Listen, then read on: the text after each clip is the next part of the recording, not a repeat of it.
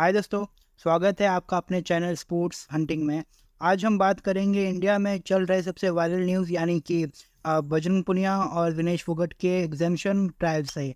और ये कहना चाहूँगा कि आप जो वीडियोस हमारे देखते हैं उनको प्लीज़ सिर्फ वीडियोस को देखने या फिर लाइक तक मत लिमिटेड रखिए। प्लीज़ उस चैनल को आप सब्सक्राइब भी करिए, क्योंकि आपकी व्यूज़ तो अच्छे अमाउंट में आ रहे हैं लेकिन चैनल की सब्सक्रिप्शन अभी बहुत कम है।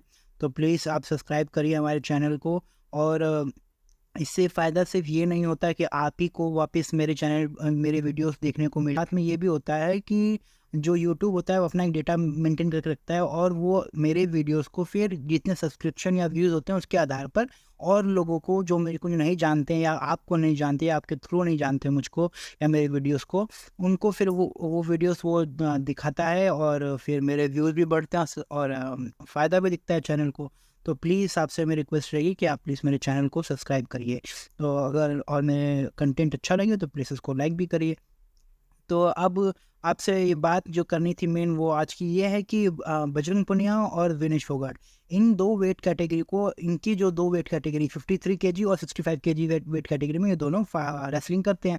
अब दिक्कत ये हो गई है कि जो ट्रायल होना था 15 तारीख को, उसको तो पहले इन्होंने एक हफ्ता एक्सटेंड करवा लिया 22 तारीख तक। ठीक है, इंडियन ओलंपिक एसोसिएशन ने इसमें हामी भर दी। हो गया, ठीक है। अब इनको एशियन गेम्स के लिए ट्रायल करवाने थे। अब उस ट्रायल में भी इन लोगों ने क्या किया, एक कमेटी बनाई थी, रेसलिंग फेडरेशन ऑफ इंडिया ने एडहॉक कमेटी बनाई थी और उसने कहा कि दो वेट कैटेगरी 53 केजी और 65 केजी यानी विनेश फोगट और जो बजरंग पुनिया की वेट कैटेगरी में कोई ट्रायल नहीं होगा। तो अब जो हमारे नज़र से तो कोई दिक्कत नहीं, लेकिन जो प्लेयर तैयारी कर रहे थे इतने साल से एशियन गेम्स के क्वालिफाई करने के लिए, उनको अब दिक्कत हो रही है, क्योंकि उनका मानना है कि ट्रायल होना चाहिए। और उनका मानना गलत भी नहीं है, क्योंकि दोनों प्लेयर आपके विनेश फोगट और बजरंग पुनिया अच्छे प्लेयर है, अच्छा स्टैंडर्ड सेट कर रखा है। लेकिन साथ ही साथ वो इस समय 1 महीने से ज़्यादा बताया जा रहा था कि वो अपने मैच से दूर हैं। अब वो पर्सनली कितना मैच से अटैच है, अपने घर में क्या कर रहे थे, वो किसी को नहीं पता, लेकिन प्रोफेशनली वो मैच से दूर थे। तो अब वो बाकी जो प्लेयर हैं वो तैयारी कर रहे थे इसी ट्रायल के लिए। अब ये दो प्लेयर हैं, लेकिन क्या है कि इन दो प्लेयर के चलते काफ़ी प्लेयर सफ़र कर रहे हैं, क्योंकि इन दो प्लेयर को तो एग्जामिशन मिल गया, अभी डायरेक्टली चल जाएंगे एशियन गेम्स से। लेकिन मैं आपको बता दूं, उनके अगेंस्ट में खड़े हैं, जो इनके अगेंस्ट केस कर चुके हैं दिल्ली हाई कोर्ट में। उनका वो दो प्लेयर हैं, अंतिम पंगल और सुजीत कलकल। अंतिम पंगल आपकी 53 केजी विनेश फोगट के अगेंस्ट में, और ये सुजीत कलकल जो है 65 केजी कैटेगरी में, ये आपके बजरंग पुनिया के अगेंस्ट में। अब देखिए, सुजीत कलकल जो बजरंग पुनिया के अगेंस्ट में, ये भी अच्छे प्लेयर है, अंडर 23 अंडर 22 के Asian athletics Asian title holder है वह रेसलिंग में। साथ में अंतिम पंगल आपकी नेशनल गेम्स अभी जो हाल ही में उनके गोल्ड मेडलिस्ट है, और वो भी जूनियर वर्ल्ड चैंपियन रह चुकी हैं।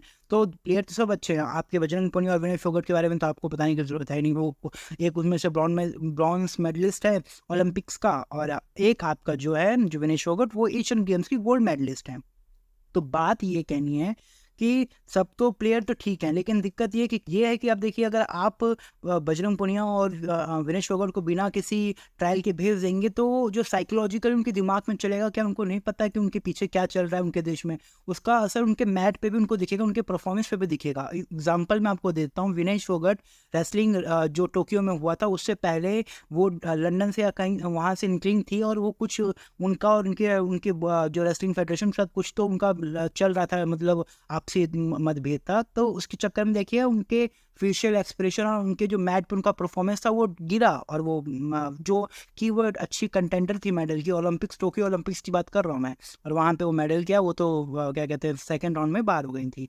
ठीक है, तो ये मेरे कहने का मतलब कि प्लेयर के साइकोलॉजिकल वे में ये एक मतलब दिक्कत होती है। तो मैं कहूँगा कि आप इन दो प्लेयर को ट्रायल करवाइए। यहाँ पे यंग प्लेयर की बात नहीं, मैं आपको समझाता हूँ ये मैं क्या कहना चाह रहा हूँ। ये हाई कोर्ट का ही वर्डिक्ट था, एक केस था बहुत फेमस, आप कॉमनवेल्थ गेम्स में तेजस्विनी शंकर का, उन्होंने भी उनका भी केस कुछ ऐसा ही था, कुछ ऐसा था। उन्होंने भी एक मार्क्स जो होता है ना, कट ऑफ मार्क एक तरह से मान लीजिए, हमारे एथलेटिक फेडरेशन ऑफ इंडिया ने रखा था हाई जंप के लिए।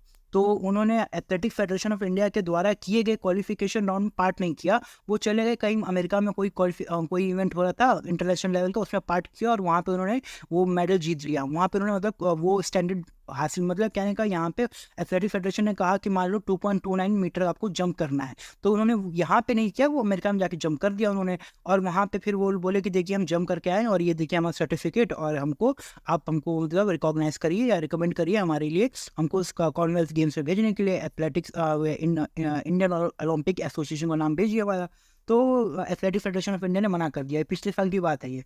तो वो चले गए high court, Delhi high court. तो दिल्ली हाई कोर्ट ने सिर्फ इतना कहा, उन्होंने किसी को सही गलत नहीं कहा, उन्होंने सिर्फ इतना कहा कि यार देखिए आप तेजस्वी शंकर को कहा और इनको कहा, क्या कहते हैं, एथलेटिक्स फेडरेशन ऑफ इंडिया को, कि ये आप दोनों के बीच की मतभेद है कि इन्होंने मेरे क्वालिफिकेशन राउंड में पार्ट नहीं किया और बाहर से करके आए, मुझे दिखा रहे हैं अब ये सब, और ये तेजस्वी शंकर की डिसिप्लिन की दिक्कत है। लेकिन सच्चाई भी ये है कि इंडिया इन दो आपकी लड़ाई के चक्कर में इंडिया अपना मेडल खो देगा, क्योंकि ये जो तेजस्वी शंकर जो जंप कर रहे हैं, उन्होंने लिखा है, उन्होंने साथ अपने स्टेटमेंट में कहा हाईकोर्ट ने कि जो जंप कर रहे हैं, ये जंप से आपको कोई ना कोई मेडल पक्का मिलेगा, दिख रहा है क्लियर आपको, तो आप क्यों नहीं भेज रहे हैं? आप ये मत देखिए कि आपके अगेंस्ट में खड़े हैं, आप ये देखिए कि ये प्लेयर आपका इंडिया का मेडल है ये। तो सेम मैं यहाँ पे कहूँगा कि किसी को फेवर ना किया जाए, चाहे बजरंग पुनिया हो, चाहे विनेश फोगाट हो, चाहे वो ब्रॉन्ज मेडलिस्ट हो ओलंपिक्स के, चाहे वो बेचारे यंग प्लेयर हो, चाहे वो किसी क्लोज हो, चाहे किसी के रिलेटिव्स हो, ऐसा किसी खिलाड़ी को नहीं कह रहा हूँ मैं, ये नहीं कह रहा कि ये दोनों हैं, मैं बता रहा हूँ मतलब कि ऐसा होता है जहाँ पे किसी को कोई फेवरिज्म ना किया जाए। और यहाँ पे प्लीज़ इंडिया को सोचते हुए, इंडिया के मेडल्स को सोचते हुए, क्योंकि जो मैं आपको क्लियर कहता हूँ, जो एशियन गेम्स में जो गोल्ड मेडल जीतता है, वो जहाँ तक मुझे पता है, जो मेरे नॉलेज में, कि वो क्वालिफाई कर जाता है ओलंपिक्स के लिए, ठीक है, क्योंकि एशियन गेम्स के जस्ट बाद ओलंपिक्स होता है।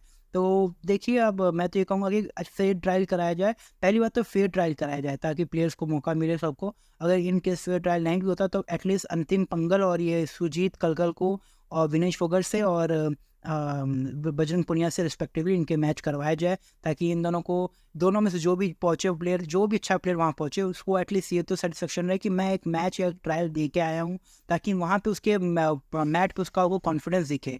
अदरवाइज देखिए, अगर बजरंग पुनिया भी वहाँ जाके मैच पे अच्छा परफॉर्मेंस नहीं करे, हार गए, तो मैं आपको बता रहा हूँ कि प्लेयर का फिर मनोबल और गिरेगा, क्योंकि हमारी फिर चाहे मीडिया हो, चाहे हमारे लोग, आम लोग हों, वो सब उनको फिर पूछेंगे, देखिए यही दिक्कत थी, इसलिए इनको भेजा नहीं जा रहा था। तो प्लीज़ ऐसे कह के उनको फिर और डिमोरलाइज किया जाएगा और बेचारे उनके परफॉर्मेंस शायद से फिर और गिरावट आएगी। इससे अच्छा है कि उनको एक मौका दिया, टेस्ट किया जाए और फिर उनको भेजा जाए ओलंपिक्स के लिए। आपको मेरी जानकारी दी हुई अच्छी लगे तो प्लीज़ मेरे चैनल को सब्सक्राइब करिए और मेरी वीडियो को लाइक करिए और प्लीज़ शेयर करिए। इन्फॉर्मेटिव वीडियोस को पाने के लिए आप इस चैनल को देखते रहिए और सब्सक्रिप्शन करते रहिए। तब फिर अगले वीडियो में फिर मिलते हैं, तब तक करते रहिए स्पोर्ट्स हंटिंग।